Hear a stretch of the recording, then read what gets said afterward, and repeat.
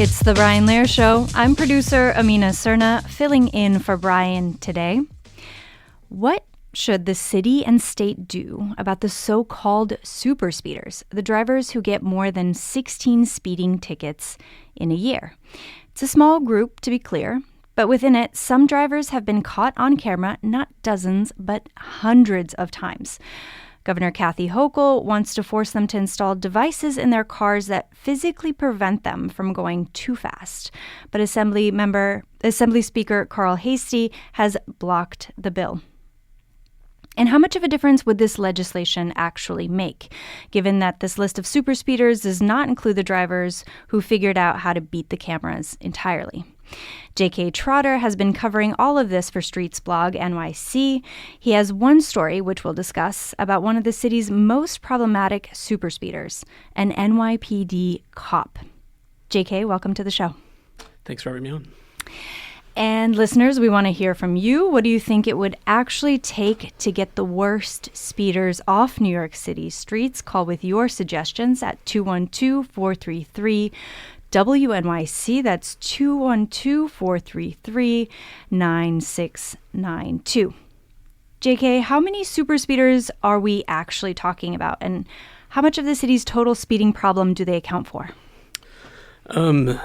So I think the official count is several hundred, super speeders who I believe the city or state defines as anyone who has received more than 16 camera-based speeding tickets in the past year or so. The question of precisely how many there are is a little bit more difficult to answer because so many drivers deliberately obscure or deface their plates, which frustrates the ability of the city to actually, capture them on camera. So I would say, I would guess that it's probably double the official count. I think, any New Yorker who walks down the street in their neighborhood or Manhattan, basically anywhere in the city, will witness license plates that are clearly messed with in a way that is intended to prevent a camera from reading it. As for the percentage, that's a good question. I haven't personally calculated, what percent of all drivers are super speeders, which is compounded by the difficulty of finding an exact number due to the defaced license plates. But I would estimate, maybe 5 to 10% of all drivers in the city, and probably the state as well, would qualify as a super speeder. You said several hundred, but I think that the New York Times has it as 14,600. Is that kind of consistent with your reporting and what you've seen? Yeah, that's probably... thousands? Yeah. So super speeders are people with 16 or more speeding tickets per year, as you were just saying. Why does the city or state even allow drivers with 16 or more speeding tickets to stay on the road in the first place? This seems to be a flaw of the legislation that instituted traffic cameras, that insofar as there seemed to have been some compromise made in Albany, in which the legislators agreed that they would impose fines on super speeders, but it seems that they were reluctant to actually make it so that those speeding tickets added points to a license. There seems to be a constellation of concerns as to why this was. I've heard there are due process concerns because you don't know precisely who is driving. I've heard that there are a lot of legislators, especially upstate and in the outer boroughs, who are just fundamentally reluctant to raise the cost of bad driving, whether that's literally in terms of financial fines or more, materially in terms of taking away a license or impounding a car. But it seems like this is not just, like a fun glitch in the system. It seems to be a deliberate policy choice. We have a caller who wants to bring up the due process that you were just talking about. Here is Mike in Queens. Hi, Mike. You're on WNYC. Good morning. Yeah, my question was about the due process because A police officer issues a summons, you get the points, you have your day in court. But a red light camera and a speeding camera is nothing more than less about money making. And that's why the compromise was made. So I don't know how you're going to change due process in order to give people and remove us their license from them. Nobody seems to be able to tell me, even the sponsor of the bill. Mike, thank you so much for your call. Yeah, JK, what were you thinking as you were listening to Mike? I think, I'm not a constitutional law professor. I know, very surprising. But the question about due process, I think it's a complicated question. But I don't think that it is particularly material here because we, at least in the context of the super speeders bill, which is the pending legislation in Albany that would require a mandatory speed limiter in all cars. And I think that is, ultimately a sort of like a compromise or Band-Aid solution precisely because the state does not want to, for whatever reason, add points from traffic cameras onto someone's license. I think it's difficult because on top of this due process concern, there seems to be this belief that even if we do put in a speed limiter, well, then a driver will just find someone else's car and speed in that car. And so it's the question of how exactly do we stop people from speeding is an extremely complicated one. And I think the due process concern is just. Personally, I'm less concerned about it, and I wish the legislators in Albany were less concerned about it because we're not, at least for this particular bill that would require a mandatory speed limiter, we're not adding licenses or points to a license. We're requiring the installation of a particular device in a particular car. That doesn't follow the driver, to, a rental car. They're not, carrying this device around with them. As for, how we get around this issue of due process from traffic-based cameras, I think, one possibility is, better technology that would be able to identify a driver when they're driving. That pertains to, tinted window legislation. Any New Yorker is well aware that drivers routinely violate the ban on heavily tinted windows in the city. To Mike's point, I think it is a tricky question, but I don't think that should be a barrier to the passage of the super speeders bill, and I don't think it should be a barrier to advancing technology in terms of actually getting these super speeders off the road.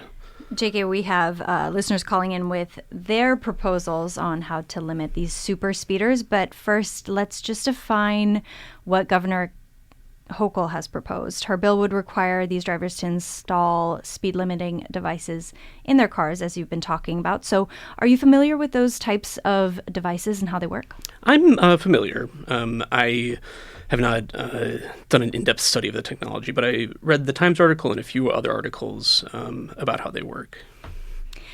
I mean, and how do they work? Have they been tried anywhere else? Yes. So I'll answer those in order. They work by installing this device that hooks into the car's acceleration system.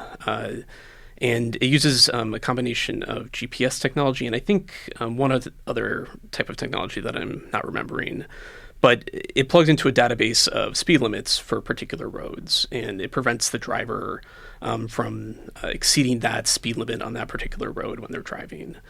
And to your question of whether it's been used before, the answer is yes, and it has been used in New York City in particular. A couple of years ago, the city of New York, which has a huge fleet of vehicles, began installing them on city-owned vehicles, and it's worked out very well. I believe the number of incidents in terms of crashes has dramatically decreased. So we know that, at least for city employees, that this appears to work. And as I said in the intro, Assembly Speaker Carl Hastie has blocked the bill. How come?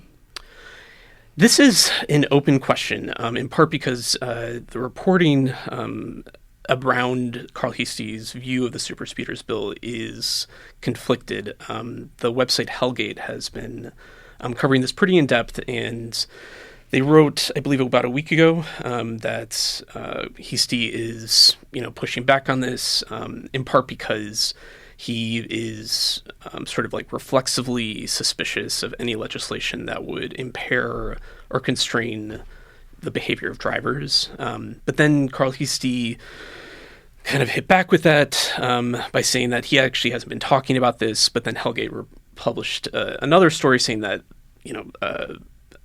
the staff on Albany have been discussing the superspeeders bill in depth and repeatedly.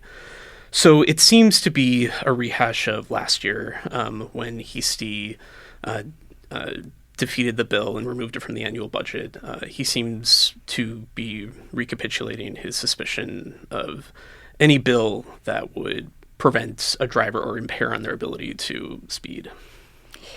This is The Brian Lehrer Show on WNYC. I'm producer Amina Serna, filling in for Brian today. My guest is Streetsblog Associate Editor J.K. Trotter. J.K., you write that the transportation alternatives data Kathy Hochul's bill is based on actually undercounts the problem. You write, the most shocking thing about TA's report is that it does not and cannot document the true extent of speeding in New York City. That's because it relies exclusively on violation data generated by fixed speed cameras, which drivers routinely evade by obscuring and defacing their license plates or removing them altogether. We have a couple of callers and texters on this, but we're passing legislation to fix a problem we can't even actually measure? Is that what you're saying? Yeah. I will say that, so the problem, persists. With that said, there has been a lot of progress in this domain, both in terms of technology. It seems like the vendor that actually installs the cameras has been really installing better and better cameras that are able to detect whether a plate has been defaced and better see it in better detail. So the cameras are making it harder and harder. And on top of that, both the city and state in these sort of periodic joint, I think they call them stings, they set up checkpoints around major crossings like the Triborough and just like pull over cars that have obviously defaced plates. Well, on the stings, here's Mark in Brooklyn, who I think has a question. Hi, Mark. You're on WNYC. Hi. I was calling because I'm a bike rider and a parent and a husband, and all these cars that have defaced plates, which you talked about, they have defaced plates in the rear for the speed cameras and stoplight cameras, but in the front to avoid tolls. And it can be fixed with technology, but that takes a bit and a lot of money. But it can also be fixed by just having traffic agents give out tickets. As I walk around, there's in a 3-block radius of my house, I see like 40 cars with defaced plates. So I think there's something easier that can be done about this. I completely agree. It's interesting. One aspect of this that I've been trying to investigate is the precise protocol for traffic enforcement agents with regard to defaced plates. Fairly recently, I was just like watching one try to enforce this, or just walking the beat around Tribeca, and he walked past a visibly defaced plate. And so I asked him, what about this plate? Where, are you going to write a ticket about it? And he said that as long as he can see what the plate is, that it doesn't count as defaced. Which, as anyone who has seen these plates has known, the sort of method of defacement is often in such a way that allows a human to read it up close and see what the actual license plate is, but in a manner that a camera from, up above would not be able to. And that it often, means messing with the reflectivity of the license plate and so on and so forth. And he added that he would be able to write that ticket, but only if someone called in from 311 first. He would not be able to just do it himself. So there seems to be, evolving protocol that seems to change from day to day in terms of what exactly traffic enforcement agents are allowed to enforce by themselves without a predicate 311 call. JK, we have a longtime driving instructor calling in. Al in Far Rockaway, you're on WNYC. Hi, Al. Hi, good morning. Your big problem that I have learned from talking to students over the years and then just my own experiences, nobody goes to jail anymore for anything. In other words, you have right now in New York City about 1 out of 10 people driving without a license or on a suspended or revoked license. If they get pulled over, they get a desk appearance ticket. Nothing really happens. You have people who have multiple DWIs who still drive. They get pulled over. A lot of times, nothing happens. People who get speeding tickets, they wind up going to court, especially in Nassau County, and plea bargain. And they take the speeding ticket down to a jaywalking ticket or something. Areas like Lynbrook and Long Beach, they just want to get the revenue. You could get a speeding ticket, go to court, plead not guilty, and just walk away with a thing that doesn't even put points on your license. When Giuliani was mayor and I was teaching defensive driving classes in the $5 pre-license class, people were scared to drive without a license because if they got pulled over and they were driving illegally, they went through the system. They spent at least 24 to 36 hours in jail. And what I heard in my classes all the time was, man, this Giuliani is tough. I'm not going to go out there and drive. And that's why they were taking the class with their permits to get their license, pass the road test, and drive legally. There are no more penalties to anything anymore. People drive, they run people over, they keep driving. There's no respect for anything. So people get cynical because they put speed cameras on roads where they put a 25-mile-an-hour speed limit, where you have big highways, 3 or 4 lanes in each direction. They put the speed limit at 25, which is very unrealistic on certain roads. And people are just saying it's all for the money. Another interesting thing. Well, let me just get a take from JK for you there, and thank you so much for your call and for your perspective on this. But JK, do you agree with that characterization of Al's that nothing really happens anymore? I would agree. Yeah, and I think it's really downstream of the NYPD's own behavior, and not just the NYPD. The group of law enforcement bodies that police New York City. It's not just, individual police officers. A lot of it is the built infrastructure. I mean, there's precincts in every neighborhood, and everyone who walks by those precincts directly witnesses how it is, in many cases, anarchy when it comes to parking, when it comes to driving. Law enforcement vehicles park wherever they want. They have defaced plates. It's especially acute in Civic Center, the neighborhood in Lower Manhattan that has, FBI, NYPD, court officers.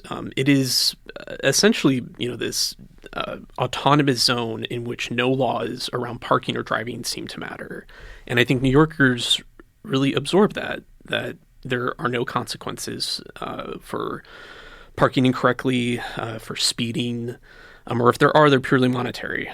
So the wealthier among them can just pay them and be done with it. But yeah, I agree. I think that there's been a huge letdown in terms of enforcement of driving and parking laws, and it has turned wide swath of the city into de facto, anarchy. This is WNYC FM HD and AM New York, WNJT FM 88.1 Trenton, WNJP 88.5 Sussex, WNJY 89.3 Netcong, and WNJO 90.3 Toms River. This is New York and New Jersey Public Radio. Let's take another call. Mendel in West Hartford, Connecticut is calling in. Hi, Mendel. Hey, how you doing today? Good. What would you like to say? I feel like people have always been speeding in New York for forever, probably, but I feel like it changed drastically during the pandemic when fewer people were on the roads, and like you're on the FDR and somebody's going 120 miles an hour, or the FDR. Or whatever, and even like Crown Heights, where I lived, it was just like outrageous speeds on Eastern Parkway or even on like Classen Avenue. It was just, people going the wrong way, people going fast. Why can't they just confiscate their cars? Thank you so much for your call. JK, did things change during the pandemic, or maybe you want to weigh in on just enforcement, like Mandel is saying, confiscate their cars? Yes, I think there's been a lot of empirical research that there was a surge in speeding and fatalities from cars during the pandemic, or at least, relative to the baseline of how many cars were on the road.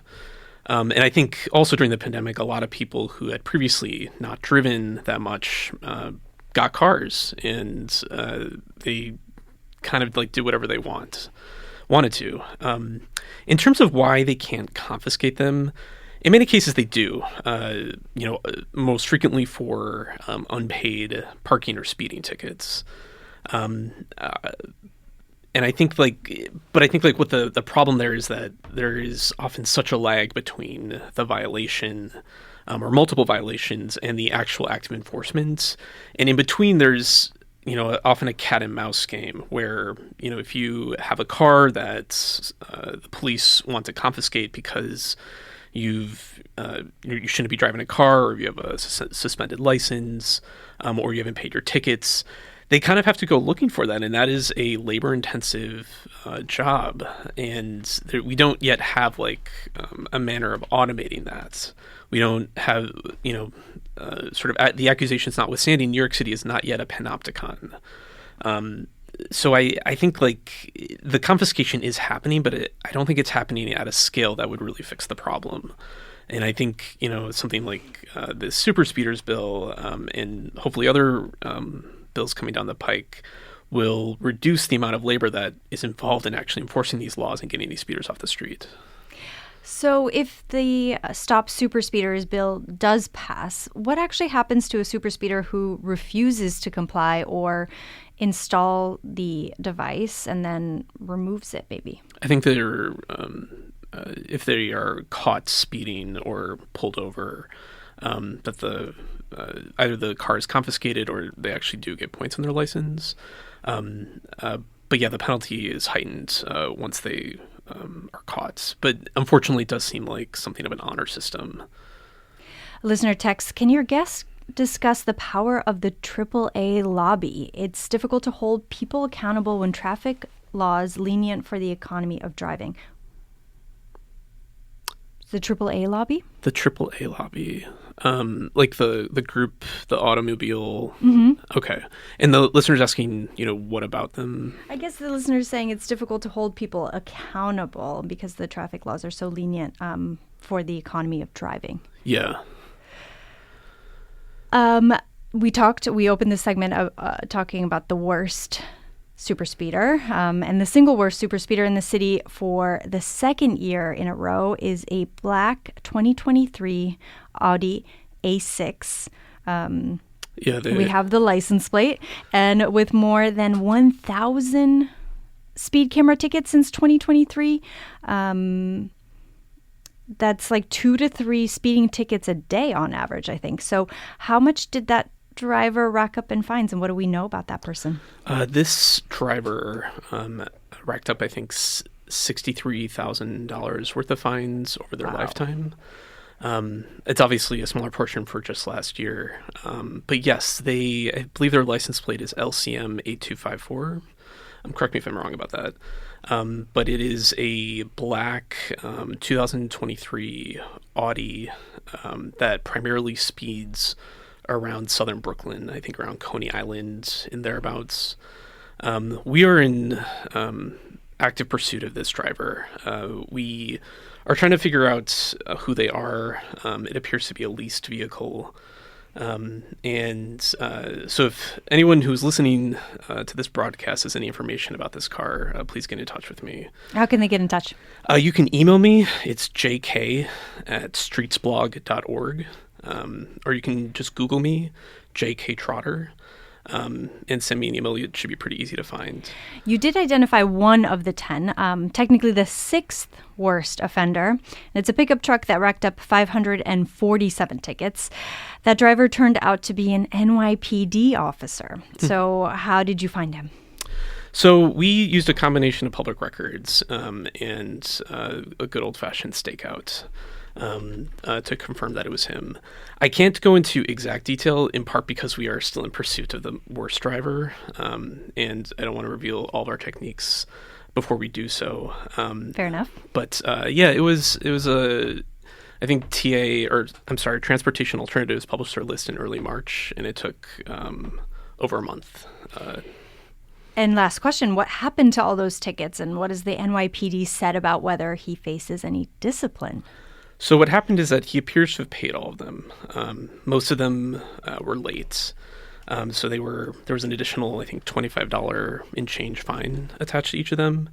I've received hundreds of messages asking if there was something funny going on with the payment. Whether someone high above the police officer managed to cancel them out, or he didn't have to pay them. I haven't seen any evidence of that, and I'm assuming that he actually did pay them. I'm not sure how exactly he afforded it. It's still a lot of money. It's all post-tax money. You don't get a tax deduction for paying them. But yeah, it looks like he paid all of them. And then what was your second question? I'm sorry. The discipline, whether he faces any discipline. This is an open question. The NYPD told us that these tickets were not incurred while he was on duty. And they just told the New York Times that his tickets are under internal review. And I also spoke with an attorney who used to work in internal affairs at Rikers Island, and she said that at a minimum there would likely be some sort of investigation. And then I also spoke with the former chief of department, John Chell, who probably many people are aware of, kind of an irascible figure in the NYPD. He retired a few years ago. But he also said that he would, if he were in the position of being this officer's commander, that he would talk with him, and I think quote unquote tell him to knock it off or something like that. So his preference was to keep it sort of at the command level and just sort of like a verbal warning of sorts. But I think we are, in terms of discipline, it would appear to be that we are in completely new territory. I'm not aware of any other case where an NYPD officer accumulated more than 500 speeding tickets over their lifetime, and this is just in the last 4 years. And we don't know what speeding tickets he got in 4 years prior. I mean, this is a 33-year-old year-old officer, so presumably he had some tickets before that. Well, we'll have to leave it there for today. My guest has been J.K. Trotter, associate editor for the site Streetsblog. J.K., thanks so much for coming on the show today. Thanks for having me. WNYC's journalism and storytelling is heard by millions of passionate listeners. Sponsors of our programming gain our listeners' attention and their respect. Learn about how your organization can support WNYC and WNYC Studios at sponsorship.wnyc.org.